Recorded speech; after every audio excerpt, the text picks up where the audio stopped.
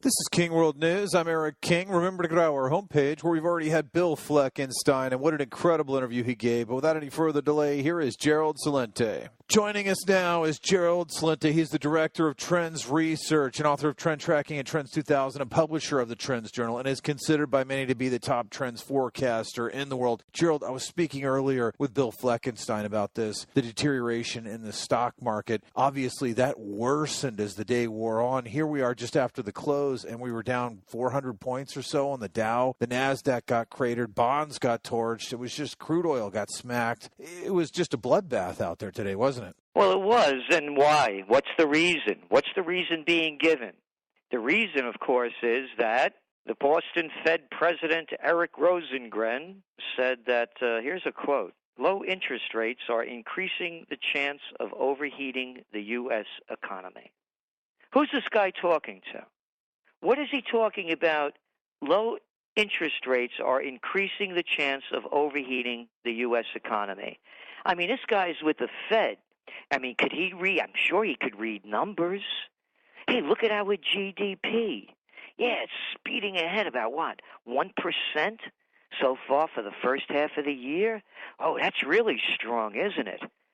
Oh, and how about those productivity numbers? Aren't they terrific?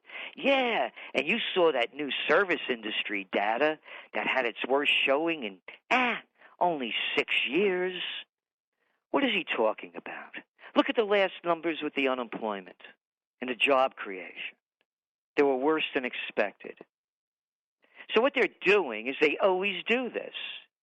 They're talking down gold. The only reason the equity markets are up is because of the cheap money that the banksters have been shoveling into the sector. They're borrowing the money for nothing, stock buybacks, as we all know, and mergers and acquisition activity. So they've juiced the markets, and now the fear, this is how thin it is, that the market goes down nearly 400 points on the fear that the Fed may raise interest rates a lousy 25 basis points for the second time in 10 years. And the markets can't even handle that. And why should they? Because after all, I mean, I'm sure Rosengren, who's great at adding numbers because, hey, the guy's the Boston Fed president. He's a brilliant man. So he knows, of course, that S&P 500 earnings were down for 5 quarters in a row. So that, of course, means that these interest rates have a chance of overheating the U.S. economy because, hey, profits are down, and that's, in his mind, overheating. They're talking it down. They do this all the time. Go back to June. Janet Yellen came in and said, expect a rate hike, and it smashed gold. Just go back to the Jackson Hole meeting about 10 days ago. The economy was on the rebound, smashing gold in anticipation of that speech and following it. And then the employment numbers came out, the service numbers came out, and gold went up some $50. And now gold's going down again because they're talking it down. So that's what's going on. It could not be clearer. Gerald, let me ask you this. Speaking with Fleckenstein earlier today, he was talking about a major inflection point, and we may be finally arriving at that point where the markets begin to turn on the Fed. They start doing additional QE, and there's backlash in the markets. It doesn't go the way the thing's going to go, and gold is going to skyrocket. And he said we've all been waiting for this. You know, we've literally been waiting for this discipline to be forced on governments to get them to stop what they're doing and basically have the markets forcibly get them in line. Is that day nearing? It may or may not, because when you look at the data and what's going on, you're seeing, for example, bonds in Ghana and all over these emerging markets. Money's flowing into them. Emerging market stocks are way up, from their lows at the beginning of the year because they're looking for yields. So what'll happen is you have all this money that's been borrowed before this time when you had quantitative easing, when you had zero interest rate policy that went into all these emerging markets and inflated them artificially. And now with commodity prices so low, and you saw what happened again today with oil, they keep trying to talk it up and it keeps moving back down. So you have all these resource-rich countries now that you see all this money flooding into. If they raise interest rates, the dollar gets stronger. The dollar gets stronger, their currencies get weaker, and they have to pay back all this debt in dollars. So the Fed's in a trap. Here's what I believe they're going to do. They're sending out the signals already. They're running out of juice with the interest rate and with the quantitative easing deal. Because as you well know now, they're running out of bonds to buy from the government. Now they're buying corporate bonds, both in Japan and in Europe. Get ready, particularly in the next few weeks, to keep hearing more and more and more about fiscal stimulus. And that's the way they're going to play it. They're going to embrace fiscal stimulus. They gave the hint away at the G20 meeting that they just had.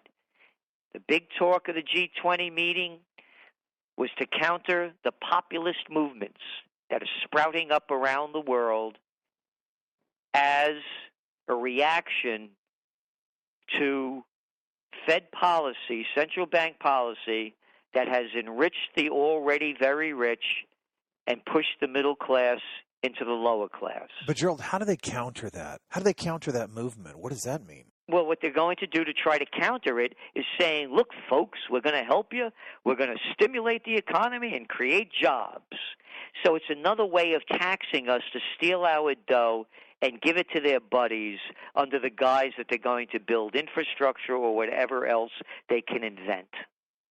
So they're going to make it seem as though with fiscal stimulus, with the governments getting involved, that that's going to generate more growth. I'm saying to you that's what we believe is going to be the next card that they play. Whether or not the card is in a winning deck is a whole other story. Because how is Japan going to increase fiscal spending when their debt to GDP is what, about 240? China 245? The United States with a $20 trillion debt. So again, that's what they're going to try to do. And all this, of course, is long-term bullish for gold. But again, they're going to do everything they can to talk it down. That's all this is. It's cheap talk. They do it all the time, and it works. It works just like they do with the oil markets. Russia and Saudi Arabia are talking about meeting to control supply. Boom! It jumps up 4%. How many times do they have to say this stuff? And then it falls 4%. It was up 4% one day, down 4% the next day. It's talk. And talk is cheap, but when the talk is controlled, and it's the only message that the markets are getting, it has a responsive edge, one way or the other. In closing, Gerald, what do you say to people listening around the world who are waiting for what Fleckenstein talked about? And he brought up a good point. We've all been waiting for this. We've all been waiting for the markets to turn on the masters. And as you said, we may not be there yet, but what do you say to people around the world who are waiting for that? Because eventually you hit a wall. Eventually you hit a wall. But again, I would have thought this would have collapsed, back in 2012. But I didn't know they were going to come up with quantitative easing. And look at the Bank of England. You have interest rates at 322-year lows. You have negative interest rates. You never heard this in the world before. And now you have $13 trillion plus in bonds at negative interest rate yields. So, yes, the inflection point should have happened. But they keep making up new schemes. And then even when the markets fail, it's not capitalism anymore. It's bankism and fascism, the merger of state and corporate powers. So they manipulate it. The markets go down. In comes a plunge protection team, and you're calling this capitalism? No, we're rigging the markets.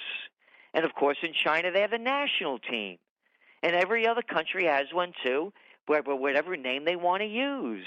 So it's very hard to pick the time and pick the date.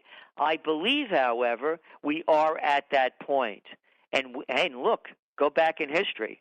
October is not a very happy time for the stock markets. Gerald, as you know, I get the Trends Journal from you, and it's absolutely incredible. It's packed with information. I've said this again and again for people listening around the world, but there's so much in there. I mean, and you talk about ways for people to invest and make money and, improve their health and their lifestyles and on and on and on and on and on. There's really nothing like it in the world. Can you talk to people? Because it's less than 29 cents a day, right? If they want to get involved, how can they do that? Yeah, just go to trendsresearch.com, trendsresearch.com. And again, we cover everything from robotics, artificial intelligence, the geopolitics, the economy, artful aging. We cover over 300 different trend categories. And it's history before it happens, and the facts are there. Matter of fact, look at the cover, people power. And then look at all the populist movements going on and the victories that just happened in Germany and the new ones expected in Austria and other nations. So it covers a lot of area, and it's trendsresearch.com, and we do a Trends in the News broadcast each weekday night, Trend Alert each week, and Trends Monthly besides the Trends Journal. Gerald Celente, director of the Trends Research, author of Trend Tracking and Trends 2000, and publisher of the Trends Journal. Thank you for joining us on King World News. Eric, thank you for having me on, and thank you for all that King World News does to enlighten people and help them prepare for the worst and seize the opportunities ahead. Be sure to tune in as we will continue to release interviews with the top people in the world throughout the week. Also, make sure to check out the King World News blog. This is King World News. I'm Eric King. Remember to go out.